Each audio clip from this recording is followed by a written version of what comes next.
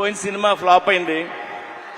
ఆ ఫ్లాప్ అయిన 1 వీక్కి ఒక ఆయన ఫోన్ చేశారు నాకు. ఆయన విజయేంద్ర ప్రసాద్ గారు ఫోన్ చేసి, ఆయన ఎప్పుడు నాకు చేయరు, సడన్గా ఈయన ఫోన్ వస్తుంది అంటే నేను ఎత్తితే ఆయన, సార్ నాకు చిన్న హెల్ప్ చేస్తారా అని అడిగాను. ఆడ కొడుకే రాజమౌళి పెద్ద డైరెక్టర్, నేను ఈయనకి ఏం హెల్ప్ చేయాలరా బాబు అనుకున్నా. చెప్పండి సార్ అన్న, మీరు నెక్స్ట్ సినిమా ఎప్పుడు చేస్తున్నారన్నాడు. సార్ ఇంకా అనుకోలేదు.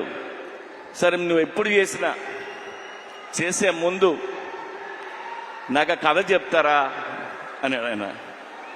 ఆయన ఎందుకన్నారంటే, ఎందుకన్నారో నాకు అర్థమైంది, నేను వింటున్నా.